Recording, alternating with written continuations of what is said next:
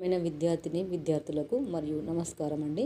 TET exam రాసేటువంటి అభ్యర్థులకు ఈ video చాలా ఉపయోగపడుతుంది. తప్పకుండా ఈ వీడియోని చూసి చిన్న లైక్ చేసి సబ్స్క్రైబ్ చేయండి. మీ అభిప్రాయాన్ని కామెంట్ రూపంలో పెట్టండి. 8వ తరగతి తెలుగు 12వ పాఠ్యాంశం నుండి మాట్లాడే నాగలి ఇందులో పార్ట్ 1లో 6వ ప్రశ్న వరకు తెలుసుకోవడం జరిగింది. ఇప్పుడు మాట్లాడే నాగలి 7వ ప్రశ్న. నాగలి మాట్లాడడం అన్న భావన ద్వారా ఉపయోగించిన అలంకారం. నాగలి మాట్లాడడం అన్న భావన ద్వారా ఉపయోగించిన అలంకారం ఏమై ఉంటుంది అంటే ఉపమాన అలంకారమా, రూపక అలంకారమా, వ్యక్తీకరణనా, శ్లేష అలంకారమా? అంటే నాగలి మాట్లాడే అన్న భావన అంటే వ్యక్తీకరణ ద్వారా నాగలి మాట్లాడడం అన్న భావన అనేది మాత్రము సరైన జవాబు, వ్యక్తీకరణ జవాబు సూచిస్తుంది. 8వ ప్రశ్న చూసినట్లయితే నాగలిని మాట్లాడేలా చూపడం వల్ల పాఠానికి వచ్చిన ప్రత్యేకత ఏమిటి? నాగలిని మాట్లాడేలా చూపడం వల్ల పాఠానికి వచ్చిన ప్రత్యేకత ఏమిటి? ఏమై ఉంటుంది అంటే భావాత్మకత ప్రత్యేకత అయి ఉంటుంది.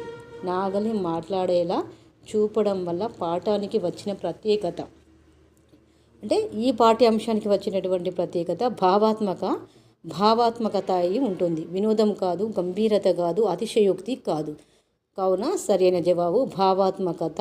నాగలి మాట్లాడేలా చూపడం వల్ల పాఠానికి వచ్చినటువంటి ప్రత్యేకత.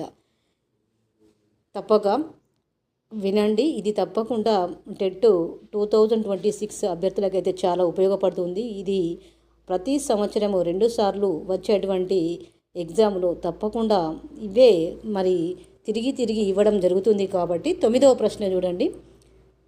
మాట్లాడే నాగలి పాఠం ద్వారా రచయిత చెప్పిన ముఖ్య సందేశం ఏమై ఉంటుంది? చూడండి, ఇక్కడ ముఖ్య సందేశం అని వచ్చింది కదా. మాట్లాడే నాగలి పాఠం ద్వారా రచయిత చెప్పిన ముఖ్య సందేశం ఏమై ఉంటుంది మాట్లాడే నాగలి పాఠం ద్వారా అంటే శ్రమే నాగరికతకు పునాది. రచయిత చెప్పినటువంటి సందేశం.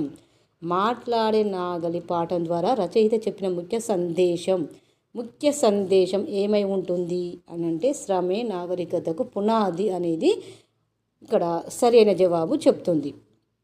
పట్టణ జీవనం గొప్పది కాదు, వ్యవసాయం నష్టం కాదు, యంత్రాల ప్రాముఖ్యత కాదు. కావున శ్రమే నాగరికతకు పునాది అనేది సరైన జవాబు మరి ఇక్కడ ఇవ్వడం జరిగింది.